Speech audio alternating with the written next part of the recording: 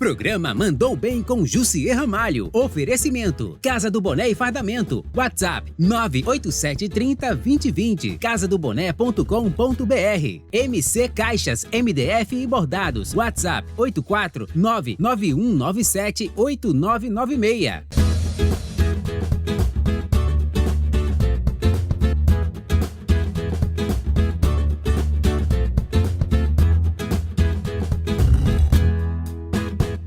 E o Mandou Bem, como sempre falo, entrevista pessoas que mandam realmente muito bem. E hoje eu vim aqui no Arena conhecer, conversar e mostrar para você, telespectador, que é a razão da nossa existência, a razão da audiência absurda que nós temos, graças a você que nos assiste. Eu vim conhecer a história e contar para vocês a história de Vinícius de Moraes. Mas não é aquele compositor famoso, ele é famoso. Ele saiu de Guamaré, do interior do Rio Grande do Norte, está conquistando o Nordeste todo e daqui a pouco conquistando o Brasil. Vinícius de Moraes, 19 anos, um garoto que sabe mandar muito bem. Muito obrigado, Vinícius. É isso, eu que agradeço, você. Muito obrigado. Vinícius, como é essa história de conquistar o mundo, conquistar o Rio Grande do Norte? Como é que começou? Você nasceu aonde? Bom, eu nasci mesmo em Macau, né? Uma cidade Certo. tem 30 mil habitantes, cidade bastante conhecida aqui do estado, né? Uma das cidades mais secas do mundo. Mas eu fui nascido e criado a minha vida inteira, quase inteira até agora, em Guamaré. Uma cidade gigantesca, né? Onde eu já nasci querendo dominar o mundo, porque lá tem incríveis 15 mil habitantes. 15 mil habitantes, você queria dominar todo mundo. É, uma cidade desse tamanho. Tá tudo dominado por você. De bicicleta mesmo, que você ia de uma ponta da cidade para outra. E como é que foi sua infância, Vinícius? Bom, quando eu nasci, o meu pai ele trabalhava num polo petroquímico que tinha lá, né? Ele veio de uma família muito pobre. O meu pai sempre foi uma família muito empreendedora, né? Inclusive, eu acho que a principal empreendedora da família talvez seja a minha avó, que saiu de uma cidade ainda maior que Guamaré, lá de Lagoa Doce, na época uns 13 mil habitantes, e foi para Guamaré porque era a maior cidade próxima, né, de onde ela morava, e de lá ela começou um comércio, né? Saiu, De quê? De que atividade?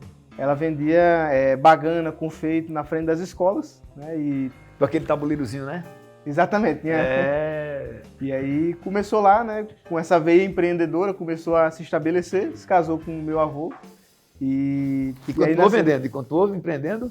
Continuou empreendendo, né, a vida inteira. Sempre teve esse negócio e meu pai, desde muito cedo, né, sempre foi muito desenrolado. Então ele vendia biloca, entregava água junto com minha avó. Meu pai só jogava biloca para ganhar dinheiro, porque ele não tinha exatamente muito tempo para brincar. Era um craque então, né? Exatamente. Era para trazer uma renda extra para poder comprar umas camisas e bordar um símbolo da Nike, da Lacoste, para ficar mais bonito, né?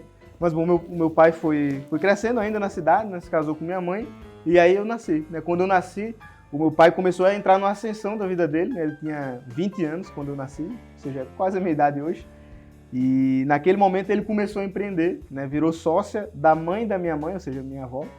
E eles entraram com um restaurante, começaram a atender um comércio local, começaram a também fecharam uma parceria com a prefeitura da cidade, e eles começaram a desenvolver, e basicamente quando eu era criança eu passava a maior parte do meu tempo sozinho, não era exatamente uma pessoa muito sociável, né? O fato de eu estar falando aqui hoje com você, tranquilo, cheio de câmera, cheio de coisa, é um milagre. Porque eu era extremamente antissocial. Não saía dentro de casa, não dava bom dia para as pessoas, era uma pessoa extremamente tímida, né? E passava a maior parte do meu tempo sozinho. E como eles não estavam nunca em casa, né? Porque estava na loucura lá empreendendo, né? Como eu falei, foi uma ascensão muito grande na vida dele, ele começou a crescer e chegar em níveis que ele jamais passava ali na cabeça dele, né? Da infância que ele teve. E aí minha avó sempre me contava, né, que meu pai era uma pessoa muito batalhadora, que eu deveria agradecer a Deus, e agradeço de fato todos os dias por ter uma família que sempre lutou para conquistar o melhor e me dar uma condição que ele jamais teria acesso ali na vida dele. E eu sempre fui uma pessoa muito estudiosa, né? Acho que talvez uma das características que até hoje as pessoas me consideram uma pessoa que gosta de estudar. Você estudava em colégio público? Estudei em colégio público a maior parte da minha vida. Certo. No ensino fundamental 2, né, ou seja, no 6º, 7º ano, eu fui para uma escola particular em Macau e depois eu fui aprovado no IFRN como primeiro lugar do campus de Macau, inclusive. Que maravilha, cara. Eu gostava bastante de E aí, como é que foi essa saída de Guamaré, da cidade de 15 mil habitantes, da saia da mãe, ou seja, do corre da calça do pai, e aí para o IFRN de Macau? Bom, pra mim foi a coisa mais difícil do mundo, porque, vamos lá, eu não Você era era social. Você Totalmente era muito antissocial. introvertido demais. muito introvertido. Muito mesmo que meus pais ficavam preocupados, né? Eu queria me levar pro médico, não, isso aí não existe, né? Porque não tem pra que ficar conversando com os outros. Eu era bem cabeça dura também. E aí, pra mim foi muito difícil, porque eu tinha 2 amigos, os únicos 2 amigos que eu tinha não estudavam mais comigo. E aí eu fiquei sozinho, basicamente. Ia de ônibus, né? Acordava logo cedo, eu ia até com minha avó, gostava de ir. Ah, e então você não ficou morando em Macau, não? Eu Você morava em Gomaré, aí eu ia pro estudar. ônibus e voltava pela tarde pra Entendi. Gomaré. E aí aquilo dali foi Um desafio também, né? um desafio muito grande para mim, né? Eu senti bastante dificuldade porque eu demorei muito para me enturmar, mas graças a Deus as professoras percebiam que eu era meio... Que curso você dava?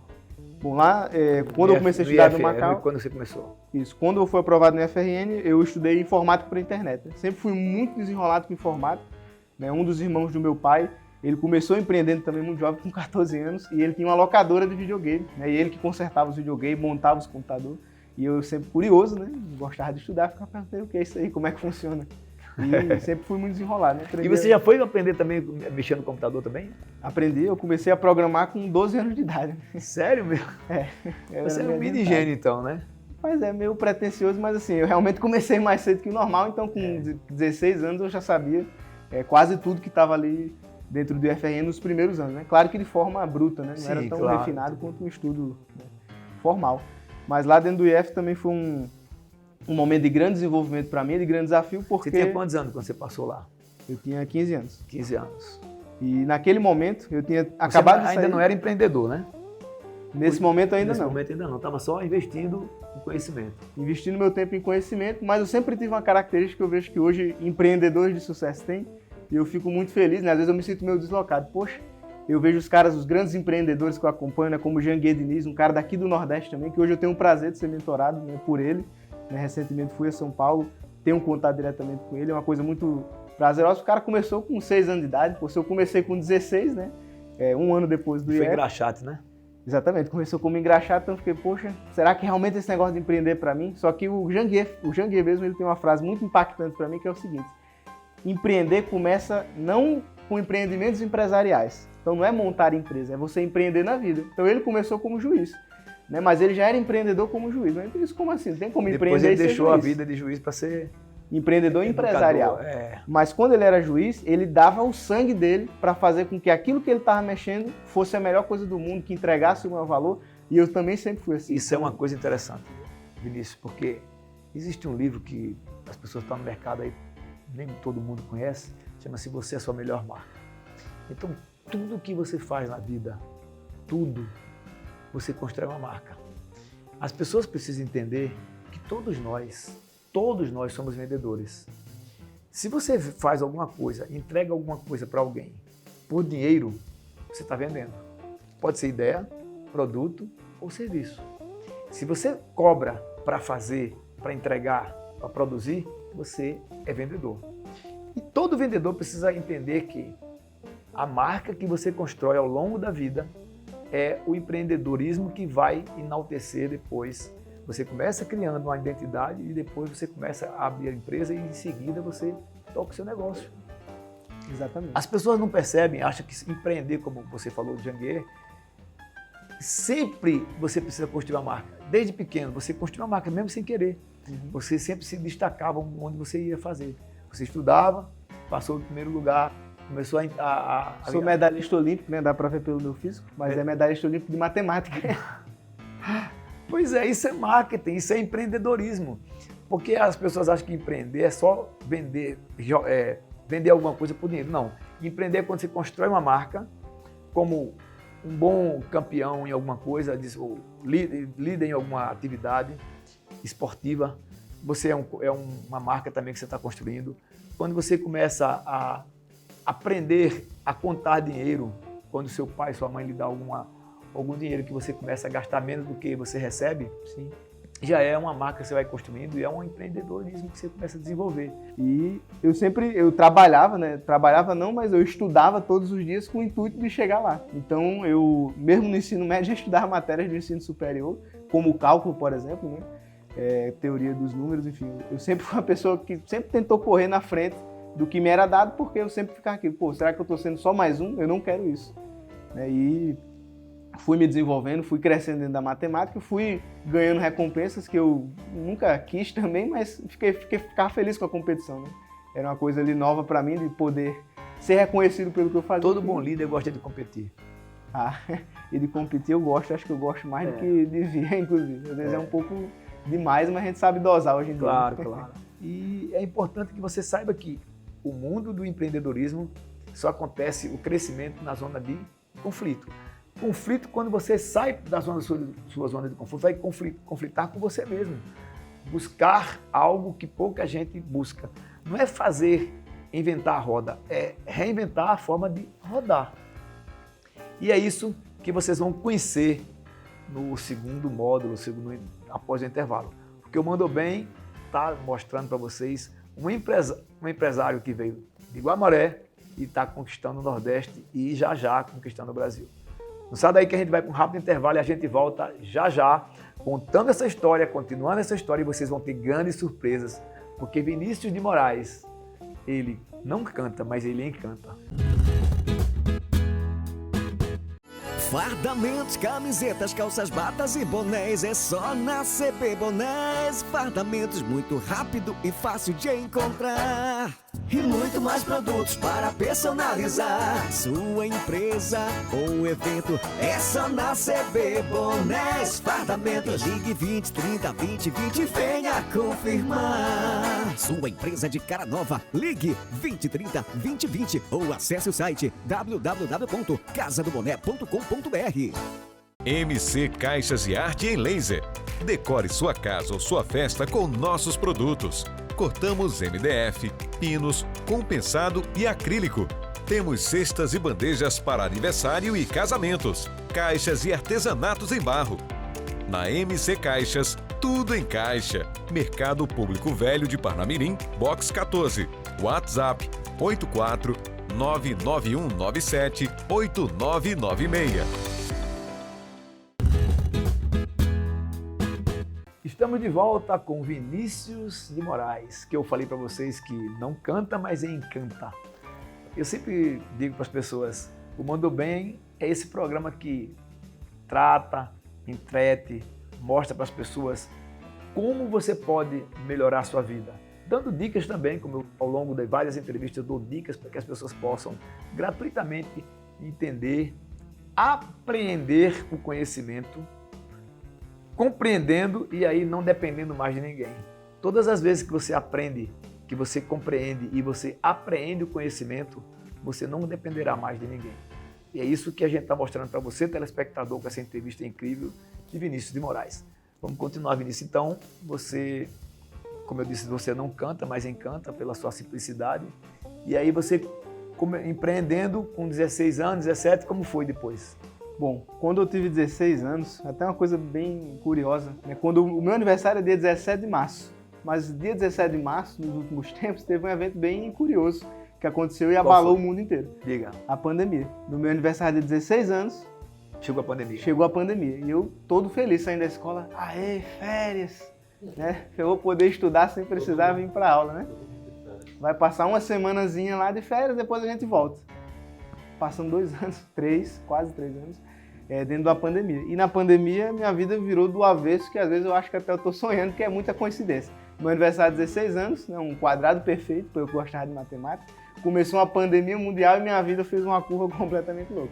Então, muitas vezes eu fico até duvidando O que aconteceu na sua vida, a loucura dessa curva que aconteceu? Enquanto eu estava estudando, eu mal conversava com meu pai, ele estava abrindo um restaurante de Natal. Então, ele estava já organizando, certo. Já tinha um ponto. A gente tinha um restaurante em Guamaré.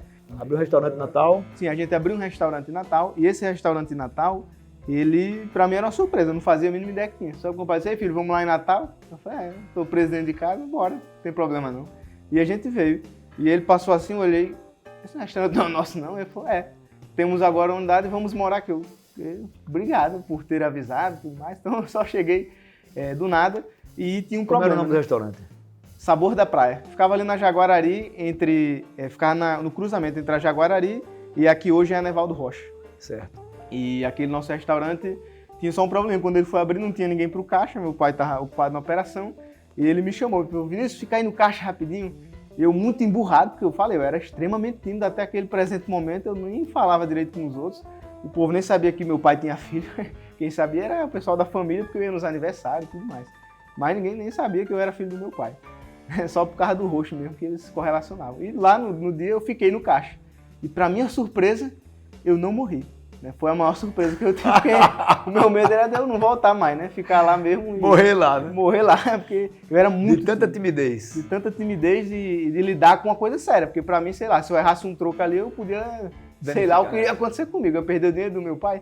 Eu já vivi gastando o dinheiro do meu pai. E por isso que eu era pão duro. Porque, poxa, estou gastando dinheiro do meu pai. Ele se tora todinho trabalhando, tá ficando careca e eu gastando dinheiro dele. Não posso fazer isso. Então imagina se eu cometesse um erro. Mas, bom, para minha surpresa, eu fiquei vivo e fiz um bom trabalho lá. No segundo dia ele me chamou de novo, no terceiro de novo. E aí, como eu estava pelo computador, eu fiquei por lá mesmo. Então, todo dia eu ia, abria, fechava o restaurante, fechava a caixa, essas coisas. E muito rapidamente, né, eu tive contato com a empresa que hoje eu sou sócio e administrador, que é a Renisol. Que, coincidentemente, o restaurante ele tinha um salão lá embaixo. Sim. E lá em cima, né, ele tinha um primeiro andar, tinham 4 salas. Uma dessas salas era ocupada por uma empresa chamada Renisol, que foi fundada pelo irmão do meu pai, Alan, e mais outros 2 sócios, que é um outro tio meu chamado Alcimar e um primo chamado Eduardo. E eles fundaram essa empresa em 2000... né? Como é? É. Exatamente. Alan, Alcimar e Eduardo. Então era uma empresa familiar, né? Até aquele presente momento não tinha nenhum sócio de fora. E eles ficavam lá em cima e meu tio sabia que eu gostava muito de matemática e era bom com matemática. Então, quando tinha alguns problemas assim, de planilha, também gostava muito de programar, né? Planilha, ver se conseguia tomar as algo. Vinícius, vem cá. Aí eu já tava fechado o caixa. Subia lá. Subia. E aí? Aí ele falava, Vinícius, faz isso aqui, isso aqui, isso aqui. Aí eu, beleza. Deve ser fácil. Eu não sabia absolutamente nada sobre finanças, não sabia nada sobre energia solar, mas eu sempre fui muito curioso. Então eu perguntava tudo, ficava aprendendo, ficava muito feliz que eu estava aprendendo coisas novas. E uma sensação que eu nunca tive na minha vida.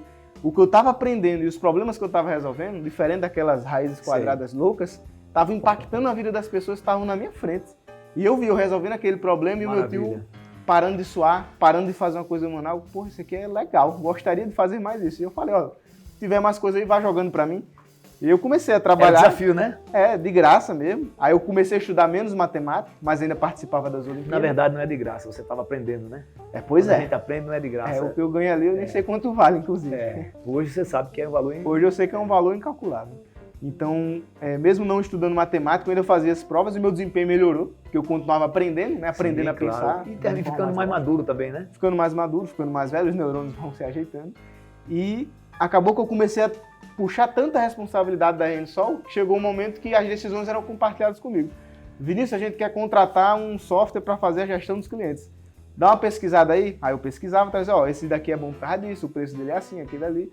E eu comecei a participar de decisões importantes da empresa, até que chegou um momento que meu tio, como a empresa era muito familiar e tinha uma perspectiva de crescimento, mas não conseguia executar, porque a situação era extremamente difícil, né? Como eu falei, o restaurante foi aberto na pandemia. Então imagina, um aluguel de um prédio gigante, com uma empresa de energia solar que ainda não faturava direito, vendia só para os amigos, porque ainda estava... Você estava engateando ainda, né? Engateando, de forma embrionária. Na verdade, na época, ainda estava realmente... Qualquer que fosse empresa, estava começando a engatear também, né? Sim, em 2019 tinham pouquíssimas pessoas que tinham energia solar. Hoje só 3% da população tem. Já é pouquíssimo. Naquela época, então... Não chegava nem a 1%. Divide por... Não chegava não. Então, assim, estava engateando não só a empresa, como o setor. Então, aí me convidaram para você ser sócio? Me convidaram para ser sócio e eu quebrei os últimos 25 anos, ninguém tinha aberto... quando você é uma pessoa menor de idade, mas tem responsabilidade de adulto, como é que é o nome disso? Eu esqueci. Emancipação. Emancipação. Há 25 anos ninguém tinha se emancipado no Natal. Eu fui o último emancipado em 2000 então você tinha 18 anos? Tinha 17. Aí você entrou com 17 anos como sócio. Exato. E a partir daquele momento eu entrei num buraco de minhoca. E o caixa do restaurante, continua ainda? Continua, claro. Você podia deixar meu pai na mão, né? Sim, você contou do caixa e sócio lá em cima. Então eu ficava no caixa. Era caixa embaixo e sócio em cima. E sócio da Renisol e fazia de tudo um pouquinho. Maravilha. Lá em cima e de noite ainda fazia algumas coisinhas. Dormir e deixa pra depois, né? A gente vai mais velho, com mais tempo. Mas, então naquele momento eu comecei a me desenvolver muito. Comecei a estudar muito e comecei a entender sobre o que era empreendedorismo empresarial. Porque empreender na vida eu já fazia. Eu sempre fui obcecado pelo que eu fazia e dava o meu melhor e queria ganhar. Né? Claro. Então eu tinha a competição de, qual é o maior matemático do mundo? Pronto, eu quero ganhar dele. É uma meta meio louca, mas eu sempre penso assim, né? Sim, se tem uma empresa de energia solar hoje maior que a minha, Eu tenho que ser pelo menos do tamanho dela, mas eu quero ultrapassar. Claro, claro. Então tem empresas hoje como a VEG, que é uma empresa de capital aberto. Só para o nosso telespectador perceber, o que ele está dizendo não é passar por cima do outro, não é derrubar o outro. Ser maior não significa derrubar o outro, deixar que ou fazer com que o outro não exista. É ele ser exponencial no que faz.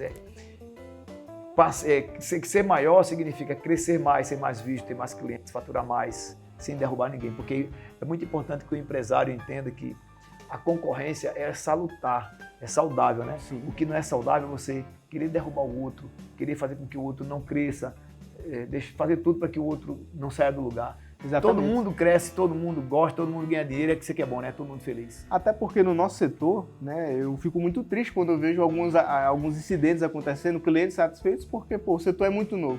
Então uma coisa é nova e aí tem empresas que têm uma qualidade duvidosa, infelizmente não conseguem fazer ali tudo que tem que ser feito de acordo com as normas, e outras trabalham de forma mais séria.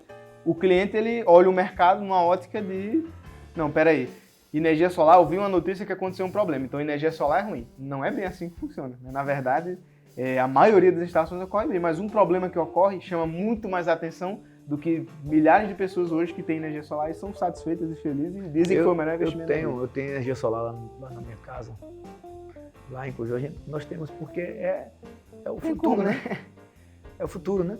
Como foi essa mudança de entrar com um percentual que não deve ter sido 25%, deve ter sido menos, né? Uhum. E hoje ser CEO da empresa, ou seja, você está acima, não é acima, mas você lidera os seus tios. Eu tenho a decisão final é sempre minha. Então a gente vai fazer alguma coisa, temos um consenso entre os sócios, mas quem decide no fim das contas, toma o risco sou eu.